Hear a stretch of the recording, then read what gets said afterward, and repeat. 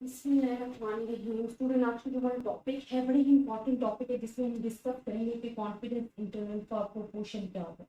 But student, you know about the confidence interval के वो range of the values जिसमें हमारी जो true value of population parameter होती है वो लाई करती है। तो स्टूडेंट, कॉन्फिडेंस इंटरवल आपके पास क्या है कि हमने confidence interval for the mean पढ़ा है। डिफरेंस बिटवीन मीन इंशाल्लाह आगे डिस्कस करेंगे, डिफरेंस बिटवीन प्रोपोर्शन डिस्कस करेंगे। लेकिन जैसे हमने confidence interval for the mean के लिए किया है ना, सेम वैसे कॉन्फिडेंस इंटरवल को प्रोपोर्शन आपने करना है। तो स्टूडेंट, प्रोपोर्शन जो है हमने पढ़ा है सैम्पलिंग एंड सैम्पलिंग डिस्ट्रीब्यूशन में। अब sampling techniques and sampling distribution में जो आपने पढ़ा है उसमें आपने प्रोपोर्शन का देखें कि हम सैंपल वैल्यूज कैसे बनाते हैं और फिर विद एंड विदाउट रिप्लेसमेंट उसको कैसे सॉल्व करते हैं। अब अगर आपको प्रोपोर्शन से रिलेटेड अगर आपको कॉन्फिडेंस इंटरवल फाइंड करने के लिए आ जाता है तो स्टूडेंट उसमें भी मुश्किल नहीं है। जैसे आप मीन के लिए करते हो ना, सेम वैसे ही प्रोपोर्शन के लिए, लेकिन आपने मीन की जगह पे पुट कर देने हैं वो पी प्रोपोर्शन को पुट कर देना है। अब सबसे पहले तो मैं मीन का फार्मूला लिखती हूँ कॉन्फिडेंस इंटरवल जी के लिए, फिर उसको नेक्स्ट में आपको करवाऊंगी प्रोपोर्शन के लिए और बताऊंगी कि अगर आपके पास केस आ जाता है विद एंड विदाउट रिप्लेसमेंट तो उसको आपको कैसे सॉल्व करना है।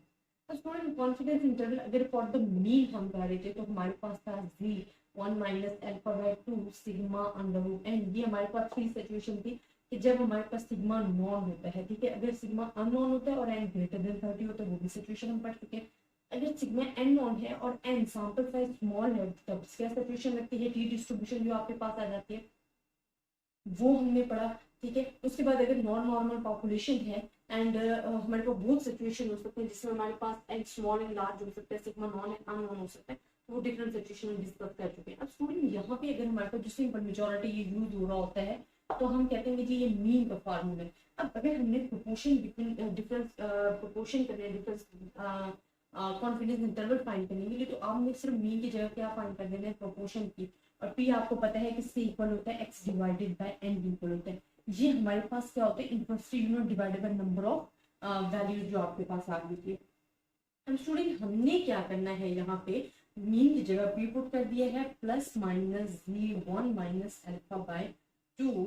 और हमारे पास यहाँ पे जो सिग्मा होता है आपको पता है कि हमारे पास जो सिग्मा होता है वो under root p q p equal होता है और जो वेरियंस होता है वो होता है पी क्यू पी इक्वल। ये आपके पास प्रोपोर्शन में आपने ऑलरेडी सैम्पलिंग में जो है वो डिस्कस कर चुके हैं। अब यहाँ पे मैं सिंपल जो सिग्मा है उसकी जगह प्रोपोर्शन वाला सिग्मा की वैल्यू लगा दूंगी, मीन पी एन क्यू लगा दूंगी डिवाइडेड बाय एन लगा दूंगी।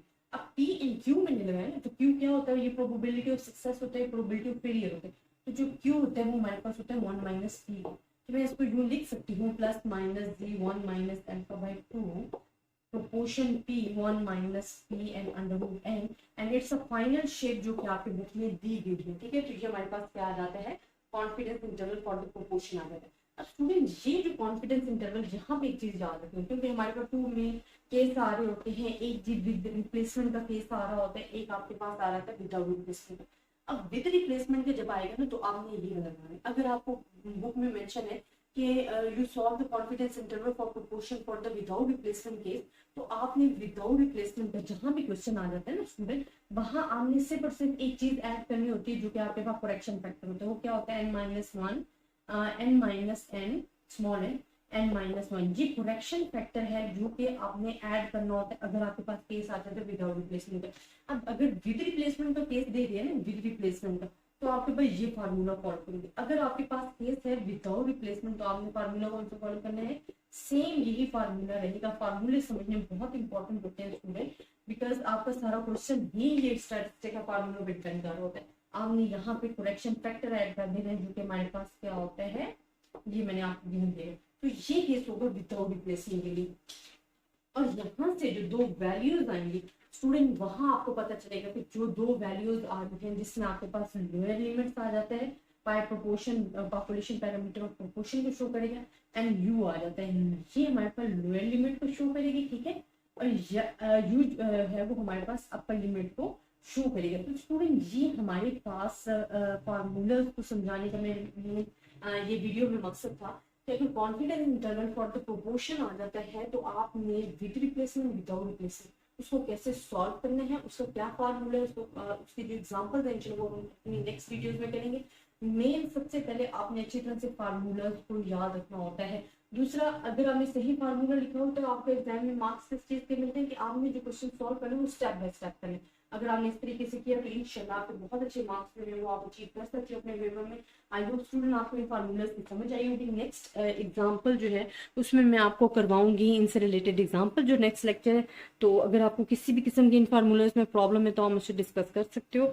मीन क्या ऑलरेडी आपको करवा चुकी हूँ, ज़्यादा से ज़्यादा स्टूडेंट्स के साथ शेयर कीजिएगा, अपनी दुआ में याद रखिएगा। अल्लाह हाफिज़।